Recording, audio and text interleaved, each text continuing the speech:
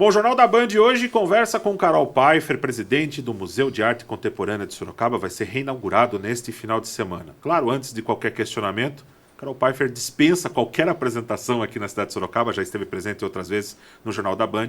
Carol, boa noite. Muito obrigado pela sua presença aqui nos estúdios da Band. Eu que agradeço o convite, é sempre uma honra estar com vocês. Museu de Arte Contemporânea de Sorocaba, Carol Pfeiffer, vai ser reinaugurado agora nesse final de semana. Fala pra gente os detalhes dessa reinauguração.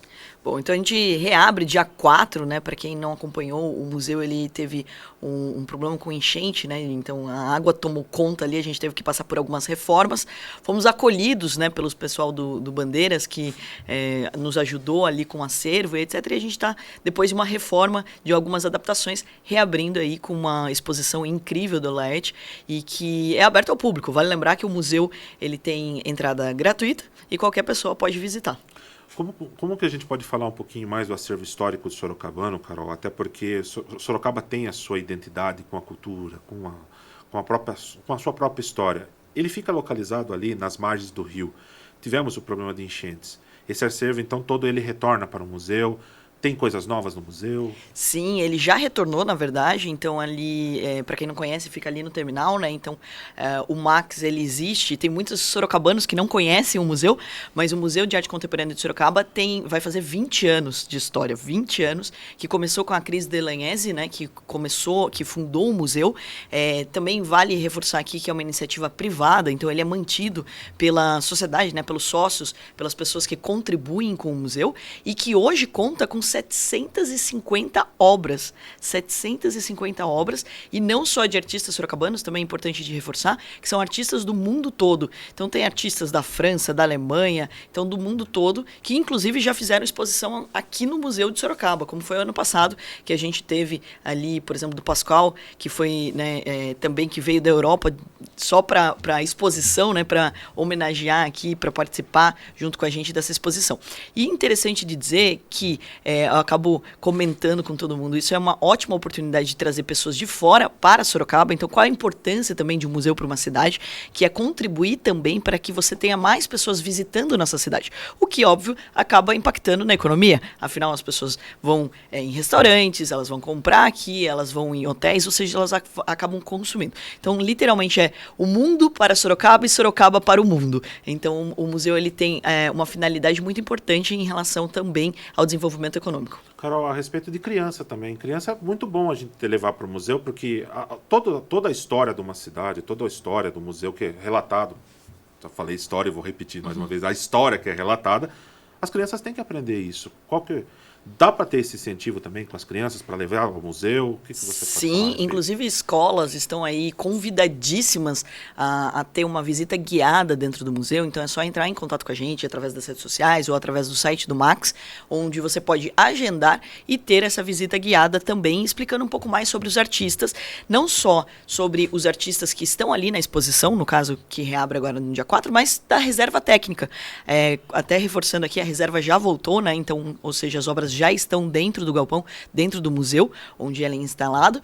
E também reforçar aqui que muitas vezes a gente fala sobre museu, as pessoas já imaginam alguma coisa muito velha e que os artistas já morreram. E que quando a gente fala de arte contemporânea, a grande vantagem é essa. Ou seja, você está falando de algo moderno, recente e que você tem a chance de conhecer os artistas. Então, muitas crianças, quando elas pensam em museu, já falam, alguma coisa chata, antiga e etc. E não. E elas, inclusive, têm a oportunidade de conhecer os artistas. A gente retoma algumas atividades que o museu já fazia, como é também esse bate-papo com os artistas. Então, até antes da pandemia, o museu ele já com frequência fazia reuniões no Zoom, né, reuniões online, para aproximar o mundo da arte das pessoas do dia a dia. Só para relembrar, dia 4, né? Dia 4. Tá certo. Te perguntava, preciso perguntar isso. Você é uma empresária extremamente bem-sucedida hoje no nosso mercado financeiro, é uma das traders mais famosas aqui do nosso país. Muita gente te segue, mais de 800 mil seguidores. Por que uma trader, uma grande empresária, se preocupa com a cultura? Esse é um ponto bem interessante, né? Eu acho que assim como todo mundo, eu tive pouco contato com o mundo da arte quando você é criança ou até quando você começa a sua vida profissional. Incentivada pela Cris Delagnese mesmo, ela me convidou para ser voluntária no museu, até para olhar um pouco mais para o lado financeiro de um museu, porque é difícil de manter uma instituição, né? Afinal, é uma instituição sem fins lucrativos e, como eu falei, que depende da iniciativa privada.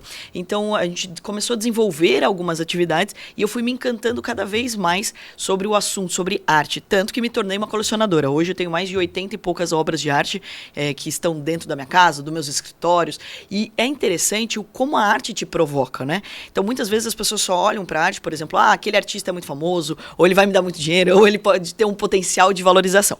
Óbvio que como uma boa investidora eu também olho um potencial de valorização disso. Mas muito mais do que isso que eu aprendi com a Cris é de conviver com a arte, o que ela representa para você. Então, aquela obra que você tem na sua casa ou que você tem no seu escritório, o que ela traz de mensagem para o seu dia a dia. E isso que é tão importante. Então, a cultura, ela forma a sociedade. Ela faz com que as pessoas reflitam sobre determinados assuntos e que elas possam evoluir como ser humano. Então, a cultura, ela tem um papel essencial no desenvolvimento do ser humano e que é interessante da gente colocar aqui o quanto a gente ainda não conhece muito. Mas também, né, sobre educação mesmo, até educação financeira a gente não tem na escola, né? Então também em relação ao mundo da arte, ele ainda está muito distante da vida, do dia a dia das pessoas. Então existe um papel essencial que é de aproximar, de mostrar que não é tão complicado assim, que também, assim como o meu mercado, você falando muito economês, financeis, ninguém entende nada, né? Então você precisa trazer de uma forma leve e didática. E a arte é a mesma coisa. Então de aproximar o mundo da arte, os artistas, os expositores, as galerias, existe um grande universo por trás do mundo da arte que faz com que as pessoas possam ter aquele momento, reflexão e etc. E ali é interessante também de contar sobre a reforma, a gente está falando de 2 galpões e a gente está falando também de um auditório que está ainda em construção, mas que Sorocaba vai ter aí mais um espaço para reforçar não só a exposição, as obras de arte que estão ali dentro do acervo, mas para trazer mais palestrantes, mais debates, mais conteúdo a respeito não só sobre arte, mas sobre empreendedorismo, sobre investimentos, ou seja, de cada vez utilizar mais o museu para aproximar de debates, de reflexões dentro de uma sociedade, que isso é a cultura. Então a cultura ela está na arte, ela está na música, ela está nos debates. Então tem várias formas de você colocar a cultura dentro do dia a dia das pessoas. Deixando toda a política de lado, tá? Uhum. Falta espaços assim na cidade? Com certeza, né? Então acho que assim, Sorocaba cresceu muito. A gente tem hoje muitas empresas que vieram para cá, muitas pessoas que vieram para Sorocaba. Eu mesma, né? Estou aqui há 18 anos, mas eu não sou de Sorocaba, né? Eu nasci em Porto Feliz. Eu até brinco, né? Que quem nasce em Porto Feliz já tem licença para ser feliz. Então por isso que eu sou tão animada assim. Mas aqui é nossos vizinhos, né? Porto Feliz. Mas é uma cidade pequena, Porto Feliz. Tem 50 mil habitantes. Então saí para estudar em Campinas e depois acabei montando a minha empresa aqui em Sorocaba. E Sorocaba tem vários casos como esse. E a cidade é muito acolhedora, mas precisa de mais espaços de cultura também. E você pega, olha, quantas cidades tem um acervo como o Max? É um grande prestígio para a cidade ter um acervo como o Max. Hoje a gente tem muitas pessoas que vêm de São Paulo para conhecer o Max, ou, como falei, do mundo todo, acabam vindo. E até por um trabalho genial que foi feito da Cris junto com o Fábio Magalhães, que foi, né, durante muitos anos, hoje ele está no nosso conselho, mas o curador, o responsável por trazer tantos artistas de peso para a nossa cidade. E como auditório, eu posso falar até com propriedade, porque eu dou palestra o tempo todo, e sempre fez falta auditórios bem localizados, com uma boa estrutura, com câmera, áudio, ou seja, que estejam preparados para receber o público e também para desenvolver outras atividades que sejam. Então, também fica aqui o convite para empresários, empreendedores e as pessoas, né, que convivem, que gostam do museu, do trabalho do museu, poderem até colaborar ou patrocinar os espaços que vão ter dentro desse museu. Então, um auditório, por exemplo, as pessoas que tiverem interesse, elas podem também colocar a sua marca, reforçando uma imagem institucional dentro da tua empresa. Tá certo. Carol, explica pra gente. O Max, ele precisa de investimentos, né, para poder funcionar. Como é que funciona? Esse é o grande desafio, tá, Castor? Porque assim, né? Como falei, é uma instituição sem fins lucrativos que é mantida pela iniciativa privada. Então, lá atrás, quando eu comecei a ser voluntária, isso já fazem 10 anos, a gente começou a fazer algumas atividades e a gente criou o Amigos do Museu. Então, muitas vezes as pessoas acham que elas precisam muito dinheiro para colaborar com o museu.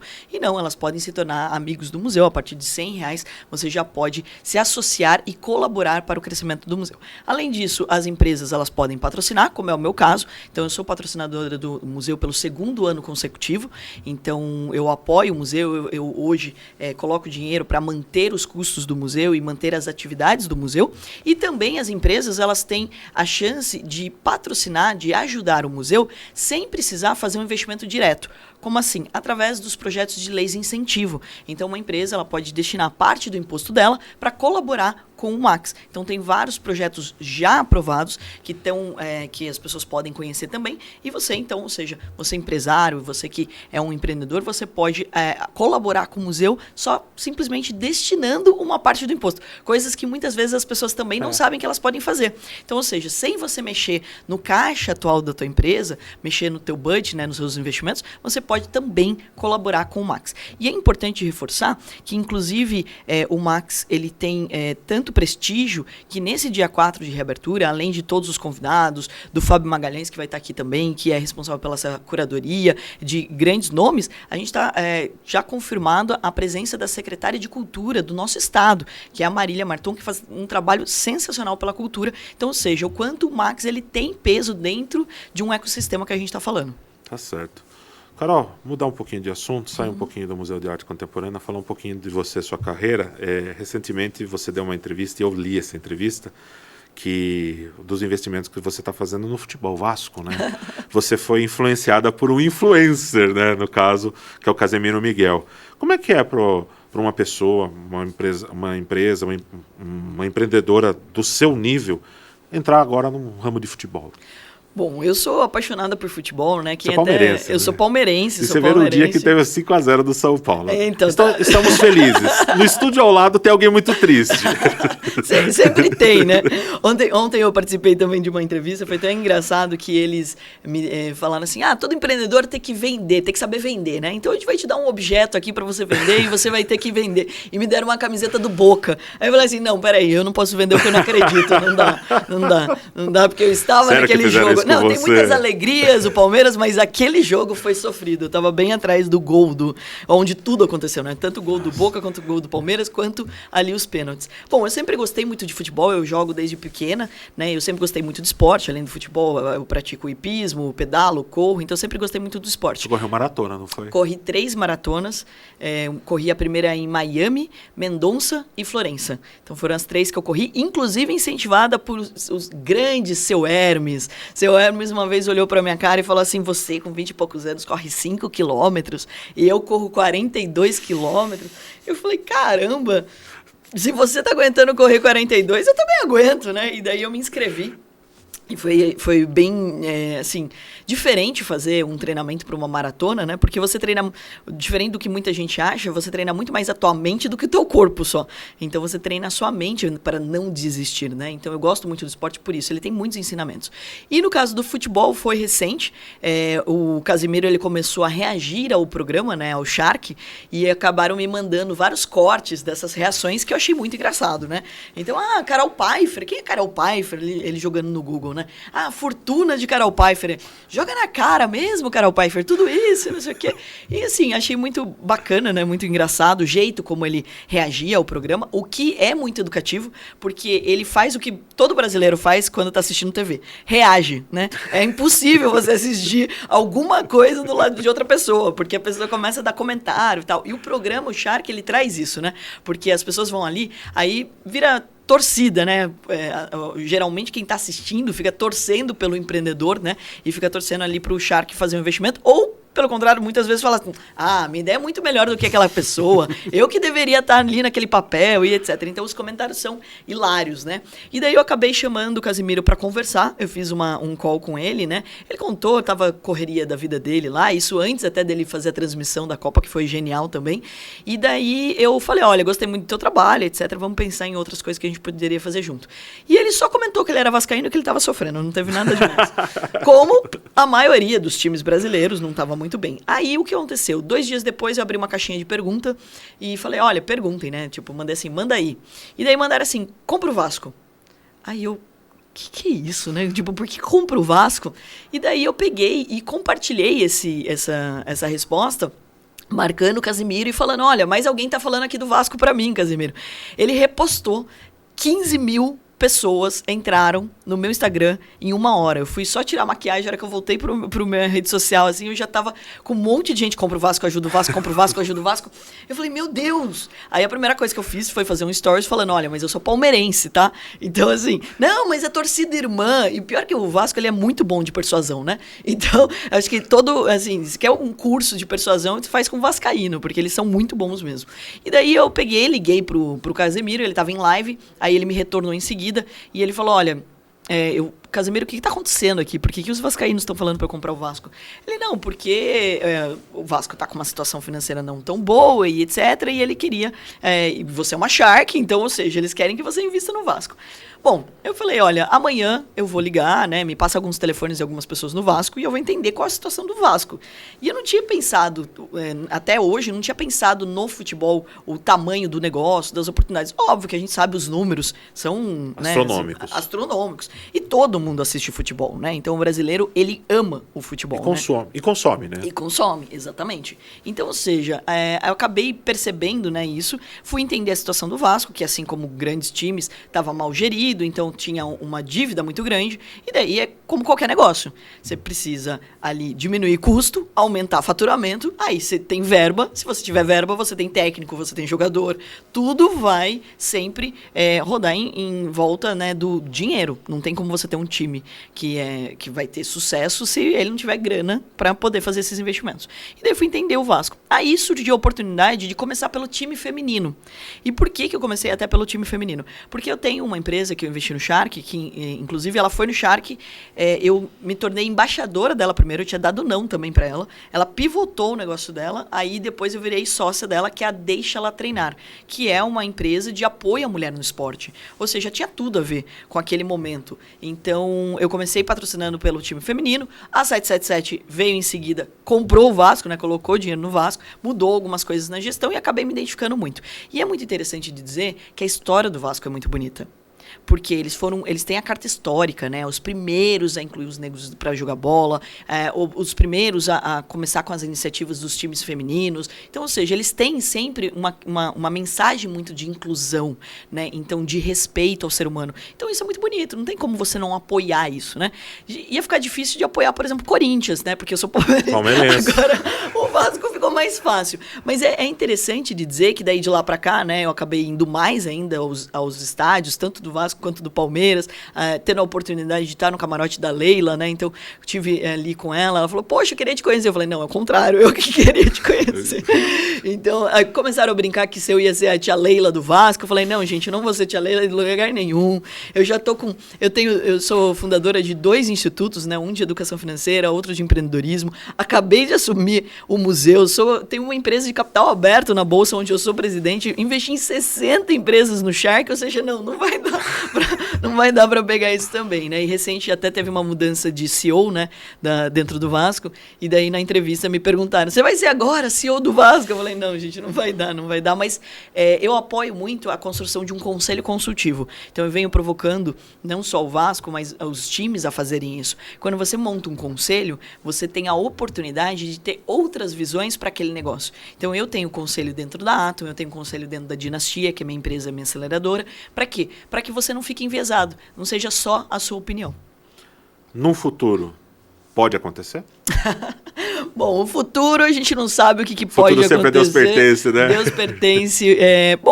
Como eu falei, né? Eu acho que assim, participar cada vez mais da gestão, eu me sinto honrada de ser lembrada ou das pessoas me convidarem para isso. Isso significa que, de alguma forma, eu estou fazendo um bom trabalho nas minhas empresas, né? Porque fazer a gestão, estar à frente de um negócio tão importante que é o futebol, com certeza é uma honra. Agora, não sei como que seria essa agenda, como que seria essas oportunidades. Eu imagino que o desafio também é muito grande, porque você tem que separar o racional e o emocional. E daí que pesa, né? Até numa das umas entrevistas que me perguntaram assim, o CEO tem que ser vascaíno, ou ele tem que ser, por exemplo, se fosse do Palmeiras, você tem que ser palmeirense, etc. Falei, então, só que tem que tomar um certo cuidado, porque se for pela emoção, você não vai tomar decisões inteligentes. Um negócio ele precisa ser baseado em números, e contra números não há argumentos. Então, ou seja, são dados que vão fazer com que você tenha uma postura mais estratégica, né? Mas vamos ver como que desenrola isso. Quem sabe se eu conseguir cuidar das minhas 60 empresas ali, sobra um horarinho na agenda. Eu também não estava imaginando assumir a presidência do museu, né? Então, isso aconteceu recente. Eu brinquei que não estava fazendo nada da meia-noite às 6, então acabei entrando também para a administração do museu. Mas é divertido, né? São negócios, são desafios diferentes. E o que o motiva cada dia mais, né? A gente está sempre de pé, né? É isso. Uma última pergunta, só para provocá-la um pouco mais. Entrevista é provocação. Claro, você já falou, nasceu em Porto Feliz, 18 anos aqui na cidade de Sorocaba, ainda voltado um pouco ao futebol, tá? Você gosta de futebol, é esportista, correu maratona, hipismo, natação. Agora está empresariando beach tênis também. É que o beach venceu. Boa. Essa foi boa.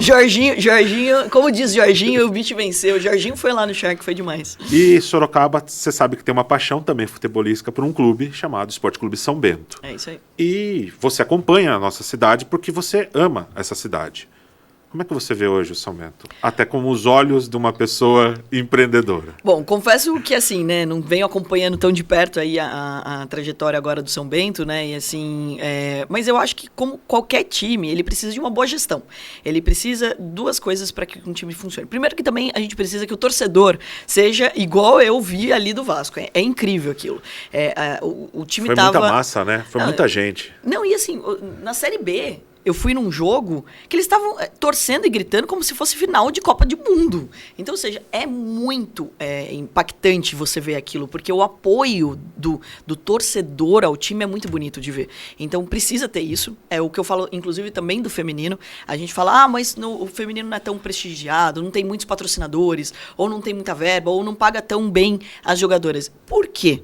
Porque as pessoas não assistem. Se não tiver audiência, não existe como a empresa colocar. Porque toda empresa, quando patrocina, ela quer o quê? Ela quer retorno, ela quer payback, né? O retorno do investimento dela. Que é a mesma coisa que eu penso, por exemplo, sobre o museu. Se você for apoiar o museu, se você for estar no auditório, eu vou fazer de tudo para que a sua empresa tenha visibilidade, para que você possa ter retorno do seu investimento. Eu coloquei, inclusive, o museu, para até ficar mais interessante para os patrocinadores, até palestras minhas. Então, coisas que hoje eu cobro, né, que são pagas, eu coloco ali dentro de um pacote oferecendo para a empresa, porque eu sei que ela pode ter um retorno com aquele meu evento ou com a minha participação. Então, eu sempre penso pela ótica do empresário, né? Então, como que ele pode ter retorno? Então, acho que assim, no caso aqui, eu acho que cada vez mais o São Bento é de trazer cada vez mais esse profissionalismo que a gente está vendo através das SAFs. Então, as SAFs elas estão trazendo uma profissionalização do futebol para o nosso país e também de aproximar cada vez mais os empresários locais.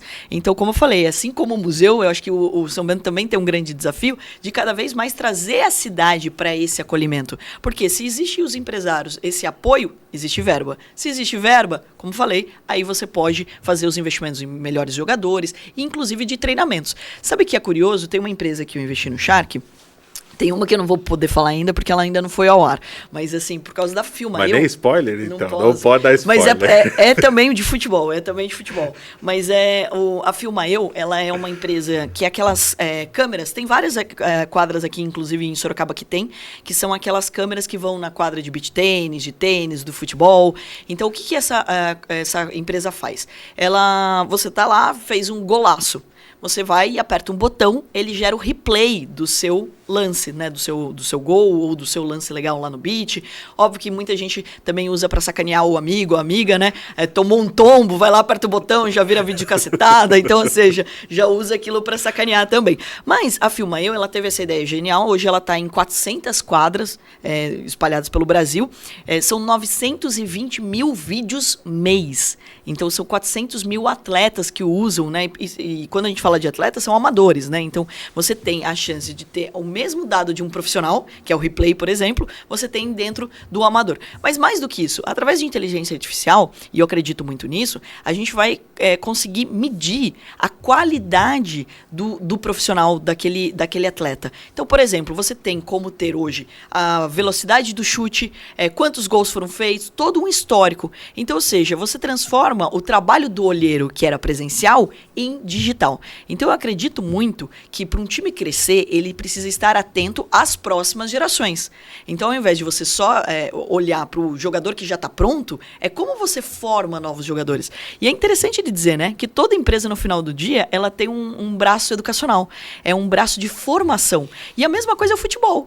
Então, se você pega e você, desde pequeno, você incentiva, por exemplo, dentro das escolas de Sorocaba, ou até da região, o desenvolvimento do esporte, o treinamento e o acompanhamento desses jogadores, vai ficando, entre aspas, cada vez mais fácil para o time ter grandes jogadores, grandes destaques aqui. E agora, com tecnologia, a gente consegue fazer isso através desse olheiro digital. Então, é um movimento que a gente está fazendo dentro do Filma Eu, que eu estou bem empolgada, porque imagine que você vai conseguir ter acesso aos jogadores que estão espalhados pelo Brasil. Quantos bons profissionais existem, Castor, que não foram descobertos? Sim. Assim como na música, como na arte. Então, ou seja, por falta de oportunidade, de acesso, né, no famoso QI, quem indique, você acaba perdendo Sim. grandes profissionais, grandes talentos. Então, eu acho que a gente conseguir medir, a gente conseguir acompanhar e incentivar dentro das escolas, isso vai ser cada vez mais importante. E só reforçando, olha a diferença como é o esporte visto na ótica dos Estados Unidos, né? Então, é incentivado o aluno a jogar bem para ele ganhar bolsa. Então, esse é um movimento que eu acredito que a gente vai fazer cada vez mais no nosso país.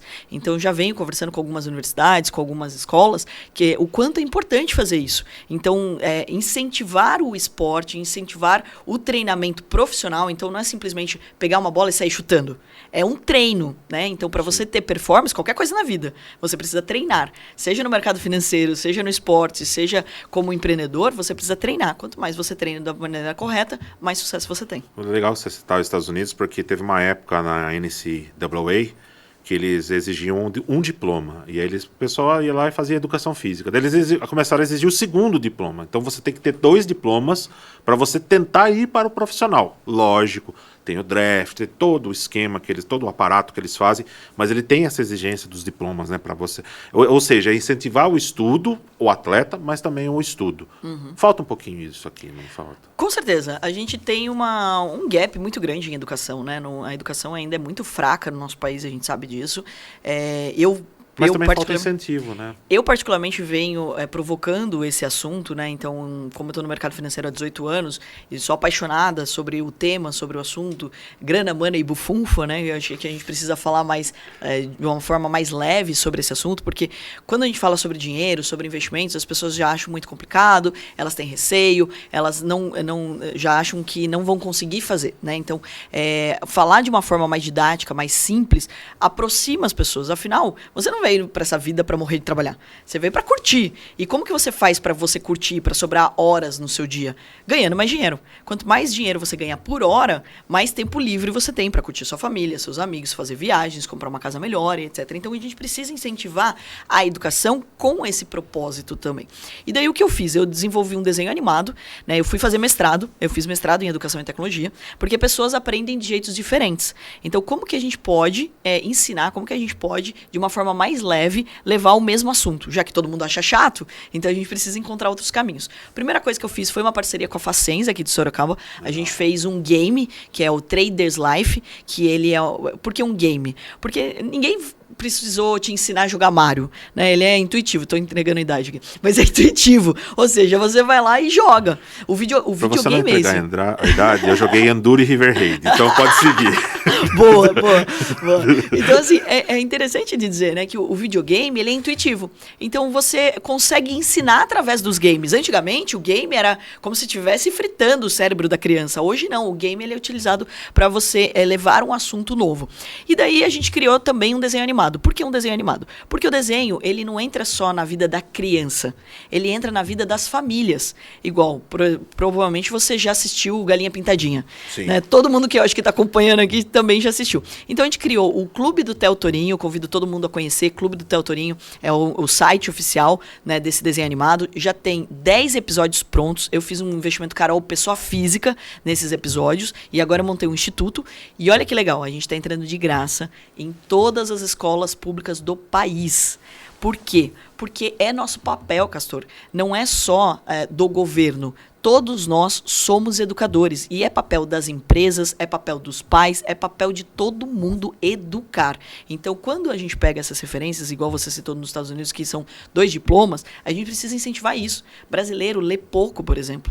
Eu tive aí o privilégio, né, de tomar um café com o Bial e eu fiquei assim abismada, né, pela provocação ali de ler, de incentivar a leitura, mas o quanto a gente consome pouco, né, e busca facilidade. A gente já quer o áudio pronto, o resumo, pronto, né, e até acha normal, o que eu fico indignada, né, das pessoas acharem normal, por exemplo, colar. Ir para a escola para colar, né? Quando a gente fala da cola, mas eu já colei, fulano colou, não sei o quê. Falei, cara, mas você paga, ou seu pai paga para você não aprender. Então, existe cada vez mais aquele jeitinho, né, de passar. E a pandemia intensificou isso, né? Porque as crianças em casa ficou até mais fácil ainda de provocar isso. Então, é bem interessante de dizer que, assim, todos nós conseguimos ter esse papel. Então, em todos os ambientes onde eu estou hoje, seja no Instituto de Educação Financeira, no Instituto de Empreendedorismo, dentro do Max, dentro da minha empresa, eu sempre reforço o papel que nós temos como educadores. O Max, por exemplo, nada mais é do que também uma instituição que educa. Então, quando você vai numa exposição, você vai aprender sobre o quê? Sobre arte, sobre aquele artista. Você tem a chance de aprender ali pela reserva técnica sobre outros artistas, quais eram os momentos dele, o que eles provocaram dentro daquela sociedade. E também, né, agora com esse espaço também do auditório, a gente tem ainda mais provocações. Então, existe muita coisa a ser desenvolvida, mas que nós podemos fazer. Então, não precisa esperar uma mudança de governo ou uma postura do governo para isso. Nós, no dia a dia, temos esse papel. Inclusive, o Theo Torinho, fica aqui o meu convite para todos os pais que quiserem, eles podem acessar o site, receber esse material, esses 10 episódios que já estão prontos e todos os materiais que a gente vem criando para os pais educarem os filhos. A gente também gravou um conteúdo recente que é de pais para filhos. Como que você, dentro da sua casa, ensina sobre dinheiro? Porque muitas vezes os pais, eles acham que falar com uma criança sobre dinheiro, não, ela é muito nova. E não é. Do 0 ao 7 é o momento ideal, inclusive, para você começar a implementar o dinheiro na vida da criança. Afinal, gente, vamos lá. Ninguém aqui vive de permuta, né? A gente vive de dinheiro. Então, ou seja, a gente precisa fazer as pazes com a matemática, com as finanças, porque senão a gente não vai sair do lugar. Carol Pfeiffer, hoje aqui presente no Jornal da Band. Muito obrigado pela sua presença, falando a respeito da reinauguração do Max, agora no dia 4 de novembro. Obrigado mais uma vez aqui por participar do jornal. Será convidado outras vezes, com certeza. Muito obrigada pelo convite. Quantas vezes vocês me chamarem, quantas vezes eu virei aqui. É um prazer estar com vocês. Fica aqui o convite para todo mundo a partir do dia 4, né? Então, vale lembrar que além do dia 4, então até fevereiro, no comecinho do fevereiro do ano que vem, essa exposição vai estar aberta. Então, venham com as famílias, com os amigos, tragam as pessoas de fora. E, é claro, espero todos vocês aqui da Band também prestigiando no dia 4. Adriano Castor, para o Jornal da Band.